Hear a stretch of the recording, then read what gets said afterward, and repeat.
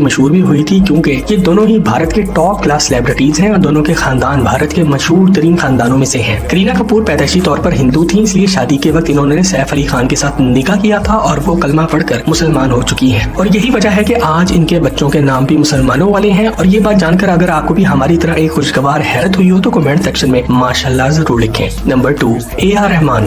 दोस्तों, मोहब्बत की खातिर इस्लाम कबूल करने वाले अफराद की लिस्ट में नंबर 2 पर हमारे पास मशहूर म्यूजिक प्रोड्यूसर ए.आर. रहमान आते हैं। दोस्तों, ए.आर. रहमान भारतीय तारीख के सबसे बड़े म्यूजिक कंपोजर, रिकॉर्ड प्रोड्यूसर, एक सिंगर, एक सॉन्ग राइटर, म्यूजिशियन और एक फिलैंथ्रोपिस्ट भी हैं, जिनको इनकी काविशों की वजह से भारतीय तारीख के 2 सबसे बड़े सिविल अवार्ड्स सन 2000 के अंदर पद्मश्री अवार्ड और 2010 में पद्मा भूषण अवार्ड भी मिल चुके हैं। आप सबको ये बात जानकर बहुत ही हैरत होगी कि जिस बंदे को आप ए.आर. रहमान के नाम से जानते हैं, इनका पैदाइशी नाम दिलीप कुमार था और वो एक हिंदू घराने में पैदा हुए थे। जब वो कम उम्री में ही थे तो इनके वालिद चल बसे। इन पे और इनके खानदान पर सूफीज्म का बहुत ही गहरा असर पड़ा था। सबसे पहले ए.आर. रहमान ने अपनी वालिदा के साथ इस्लाम कबूल किया था और इसके बाद इनकी तमाम फैमिली ने भी इस्लाम कबूल कर लिया। आज ए.आर. रहमान भारत के मशहूर और कामयाब तरीन मुसलमानों में से एक हैं और याद रखें, ए.आर. रहमान का मतलब है अल्लाह रखा रहमान। नंबर 3, किशोर कुमार। दोस्तों, किशोर कुमार भी भारत के क्लासिकल एज के एक बेहतरीन प्लेबैक सिंगर, म्यूजिशियन और एक अदाकार भी थे। इनको मॉडर्न इंडियन म्यूजिक की तारीख का बेहतरीन गुलकार भी समझा जाता है।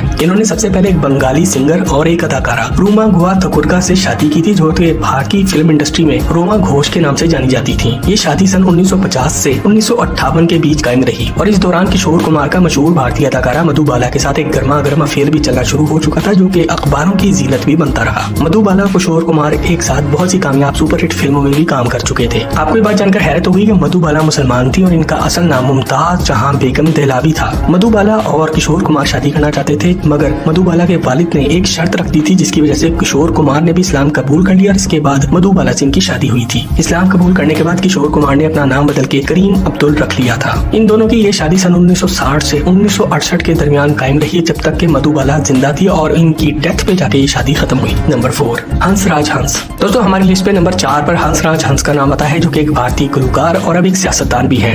हंसराज हंस तमाम दुनिया में अपने क्लासिकल, पंजाबी फोक और सूफी म्यूजिक से भरे गानों की वजह से काफी मशहूर हैं। इन्होंने तमाम दुनिया में पंजाबी पॉप किस्म का म्यूजिक और गाने आम किए हैं और वो नुसरत फतेह अली खान के साथ भी गुलकारी कर चुके हैं। इसके साथ साथ वो मारूफ भारतीय अदाकार युवराज हंस के वालिद भी हैं। हंसराज हंस अपने गानों की वजह से सन 1990 की दिहाई से ही सूफीज्म से बहुत ही मुतासिर थे और साल 2014 में जब इन्होंने पाकिस्तान का दौरा किया तो ऑफिशियली इस्लाम भी कबूल कर लिया था। इसकी वजह से भारत भर में बहुत ही हंगामा हुआ, क्योंकि हंसराज हंस का ताल्लुक इंडियन पीएम मोदी की पार्टी बीजेपी से था और पिछले 11 सालों के दौरान वो काफी बार मुख्तलिफ औकात में अपनी सियासी वाबस्तगी की वजह से इस्लाम कबूल करने के सवाल पर कभी हाँ तो कभी ना कर चुके हैं। नंबर 5, ममता कुलकर्णी। दोस्तों, ममता कुलकर्णी भारत की एक पुरानी अदाकारा है, जो कि 1990 से सन 2000 के दौरान भारत की टॉप की हीरोइन हुआ करती थी। वो मशहूर भारतीय फिल्म करण अर्जुन में दोनों बड़े खानों शाहरुख खान और सलमान खान के साथ हीरोइन भी आ चुकी हैं। ममता कुलकर्णी का ताल्लुक एक मिडिल क्लास ब्राह्मण फैमिली से था। इनका नाम पिछले 25 सालों के दौरान बहुत से विवियन डिसेंजा। दोस्तों, विवियन डिसेंजा भारत के जदीद दौर के एक बेहतरीन एक्टर और मॉडल हैं। वो खास तौर पर भारतीय टेलीविजन के ड्रामों में काम करने की वजह से जाने जाते हैं और खास तौर पर प्यार की ये एक कहानी, मधुबाला,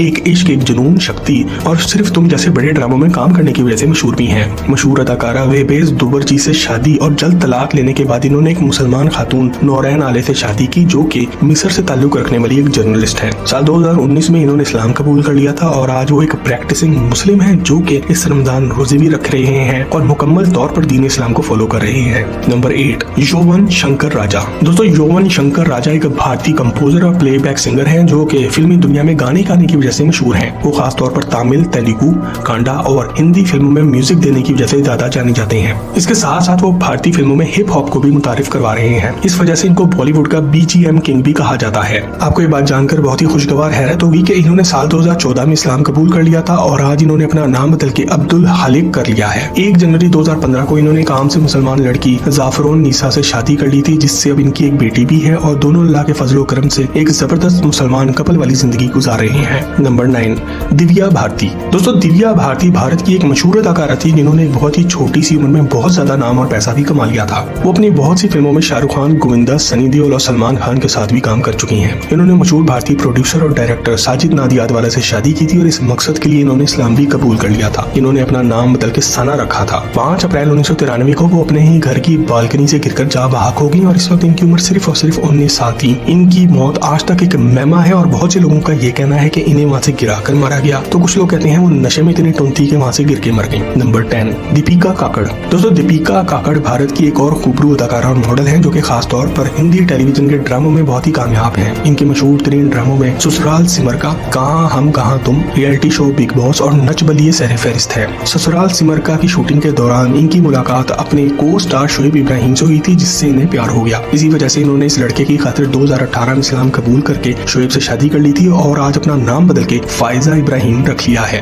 नंबर 11 शर्मिला टैगोर एंड मंसूर अली खान। दोस्तों शर्मिला टैगोर एक और भारतीय अदाकारा हैं जिन्होंने अपने फिल्मी कैरियर का आगाज बंगाली फिल्मों से किया था, जिसके बाद वो बॉलीवुड में भी अपनी धाक बिठाने में कामयाब रही थी। अपने कैरियर के अरूज पर शर्मिला टैगोर पटौदी खानदान के नवाब मंसूर अली खान पटौदी के प्यार में गिरफ्तार हो गई थी। मंसूर अली खान पटौदी सैफ अली खान के वालिद और एक मुसलमान नवाब थे। शर्मिला टैगोर ने इनसे शादी के लिए अपना मजहब भी बदलते हुए अपना नाम भी बेगम आयशा सुल्ताना रख लिया था और इन दोनों के खानदान की मुखालफत के बावजूद भी इनकी शादी बहुत ही धूमधाम से हुई थी। Number 12 Amrita Singh and Saif Ali Khan. दोस्तों मशहूर बॉलीवुड अदाकारा अमृता सिंह भी इन बॉलीवुड सितारों में से एक हैं जिन्होंने अपनी मोहब्बत को पाने के लिए अपना मजहब भी छोड़ दिया था। अमृता सिंह ने भी पूरे भारत की मुखालफत लेते हुए मुसलमान होकर सैफ अली खान से शादी की थी।